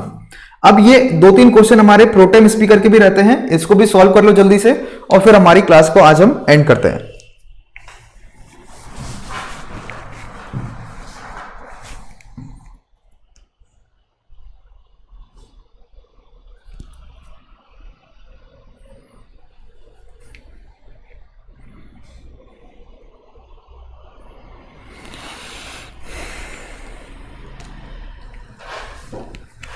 Consider the following about the speaker pro tem. Speaker pro tem क्या होते हैं, थोड़ा सा ब्रीफ डिस्कशन दे दूं मैं कि जब स्पीकर बनता है हमारे देश में तो स्पीकर 5 साल तक बना रहेगा या फिर डिसॉल्व नहीं होती तब तक. अब जब अगर डिसॉल्व हो भी गया काउंसिल ऑफ मिनिस्टर और लोकसभा भी डिसॉल्व हो गया तो स्पीकर कंटिन्यू करता है जब तक कि नई लोकसभा गठित नहीं हो जाती. और जब नई लोकसभा गठित होती है यानी कि फॉर्म होती है, लोकसभा के पहले दिन के तक हमारा स्पीकर रहता है और पहले दिन मतलब कि फर्स्ट सेशन जो होगा उसका पहला दिन जो होगा उसमें प्रोटेम स्पीकर बैठता है. मतलब स्पीकर नहीं बैठेगा, प्रोटेम स्पीकर वहां पर बैठेगा. अब इसमें पूछा है she is elected by the Lok Sabha from amongst the member of the house, क्या वो इलेक्टेड होता है. दूसरा, She is responsible for chairing the meeting of the Lok Sabha until a new elected speaker becomes acquainted with the parliamentary procedure. Speaker pro tem has all the power of the speaker. Which of the following is correct?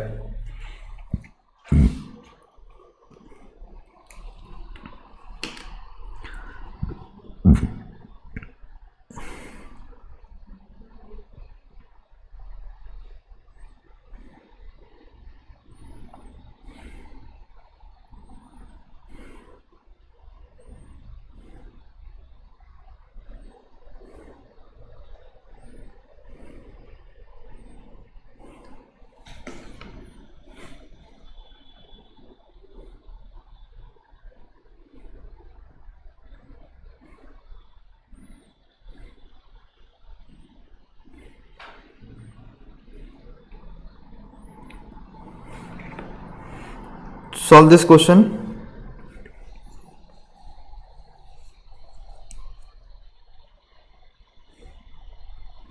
दो तीन question और बचते हैं अपने. With in 10 minutes we will wind up the class, or 5 to 6 minutes.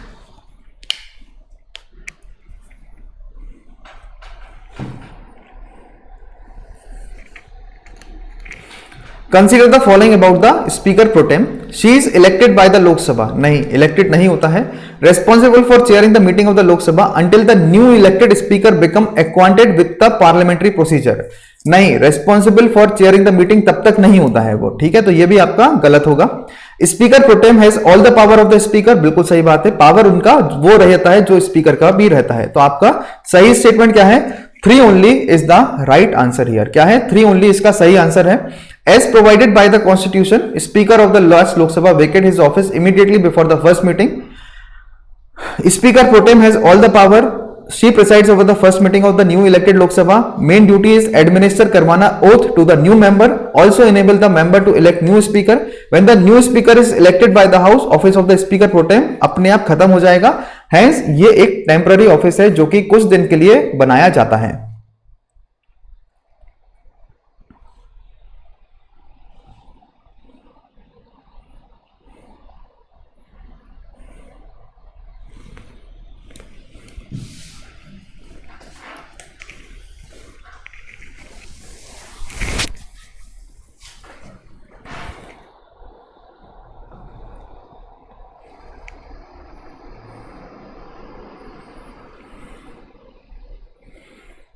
दो तीन question और हैं, जल्दी से सॉल्व करिए.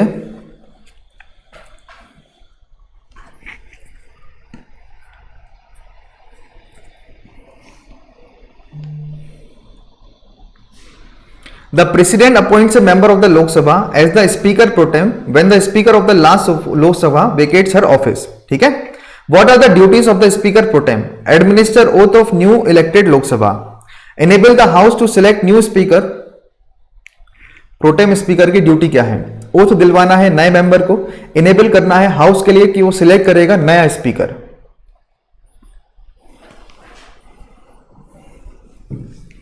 इस मंथ का आखिरी यूट्यूब है अपना. Then we will going to continue after 4-5 days, है ना.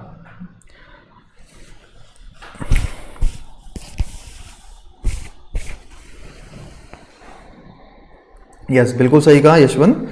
सी is the right answer. Very good. Administer करते हैं ओथ, इनेबल करते हैं हाउस के लिए सिलेक्ट करने के लिए नया स्पीकर. और कल याद रखिएगा, कल आपकी 2:30 बजे दिन में क्लास रहेगी. ठीक है, कल 2:30 बजे आपकी दिन में क्लास है जिसमें हम एक स्पेशल टॉपिक को डिस्कस करेंगे. President appoints the member of the Lok Sabha as the speaker pro tem. Senior most member speaker pro tem बनता है.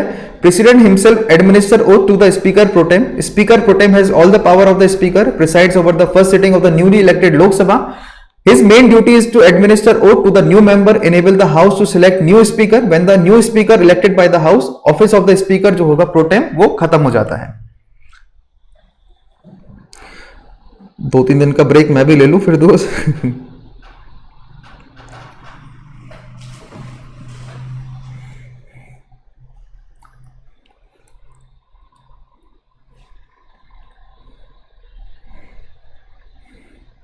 अच्छा, स्पेशल क्लास जो रहेगा वो either that will be on strategy how to prepare that UPSC or it will be on current affair, जो भी अभी हमें करंट अफेयर पढ़ना कैसे चाहिए. Okay, so that we will going to have on special class 2:30 PM tomorrow.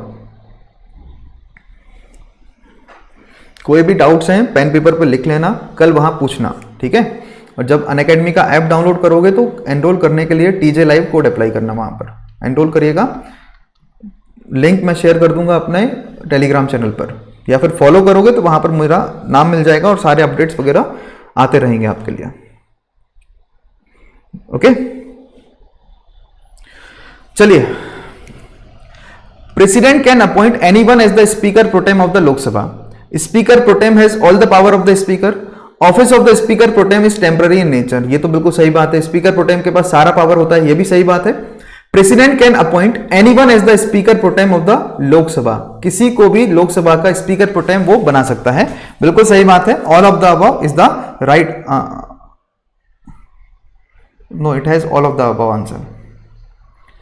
चलिए, ये अपना आखिरी क्वेश्चन रहेगा आज. ये सीनियर मोस्ट मेंबर रहता है मगर प्रेसिडेंट फिर भी उसको अपॉइंट करता है.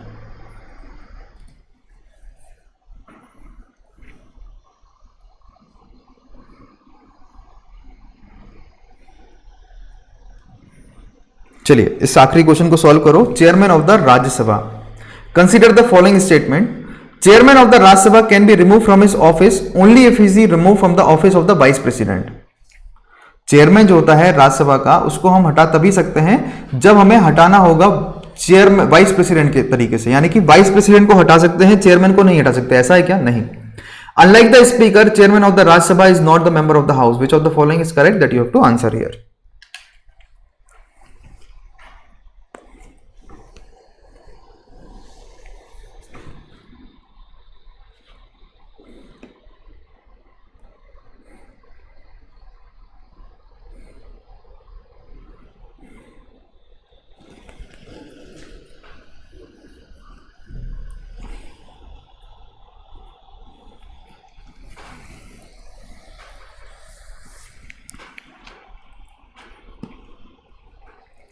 Chairman of Rajya Sabha.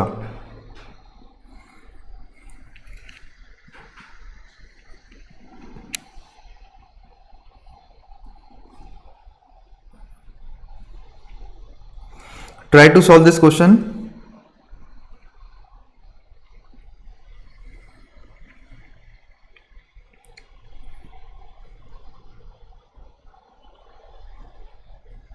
The chairman of the Rajya Sabha can be removed from the office only if he is removed from the office of the vice president. बिल्कुल सही बात है. Unlike the speaker, chairman of the Rajya Sabha is not the member of the house. बिल्कुल सही बात है. यहां पर जो आंसर होगा आपका, आंसर होगा both 1 and 2. Vice President of India is the ex officio chairman of the Rajya Sabha. If he is to be removed from the chairman of the house, he must be impeached as the vice president. Unlike the institution of the speaker, where the speaker is a member of the house, can be removed by the Lok Sabha here. ठीक है. आपके special classes भी Unacademy के द्वारा चलाए जाते हैं. TJ live code apply करके आप इन क्लासेस को एक्सेस कर सकते हैं. स्पेशल क्लासेस क्या होती हैं? तो फ्री ऑफ कॉस्ट क्लासेस हैं. You don't have to pay anything. You just have to download the app on Unacademy. Okay, Unacademy का ऐप आप डाउनलोड करेंगे, वहाँ पर आप रजिस्टर करेंगे, मेरा नाम सर्च करेंगे, आप मुझे फॉलो करेंगे, तो आप लोगों को ये सभी चीज़ों की जो है क्लासेस एक्सेस में मिल जाएंगी. फ्री ऑफ कॉस्ट है, कितनी भी क्लासेस देखिएगा. अनअकैडमी का मकसद है कि जब तक आप संतुष्ट नहीं हो जाते हैं क्वालिटी से, तो जब तक आप लोग जो है परचेस करने की कोई ज़रूरत नहीं है. और जब आप परचेस करें तो TJ लाइव कोड अप्लाई करके आप परचेस कर सकते हैं, तो काफ़ी सारे बेनिफिट्स मिल जाएंगे. 15 मिनट में 15 MCQs अनअकैडमी यहाँ पर प्रोवाइड करता है. और यहाँ मंडे टू फ्राइडे ये MCQ की सीरीज चल रही है सुबह 10 बजे, 10 से 10:15. ऐसे ही Hindu UPSC CSET practice set जहाँ पे मिलते हैं आपके लिए 10:30 बजे और 4 बजे. अनअकैडमी UPSC CSE बैचेस जो है 23 फरवरी से नए शुरू किए गए हैं. हिंदी और इंग्लिश में आपको बैचेस मिलते हैं.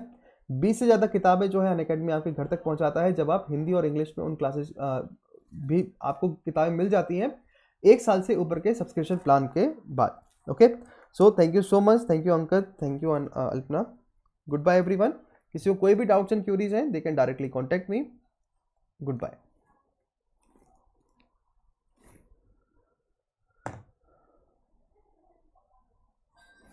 थैंक यू वानी.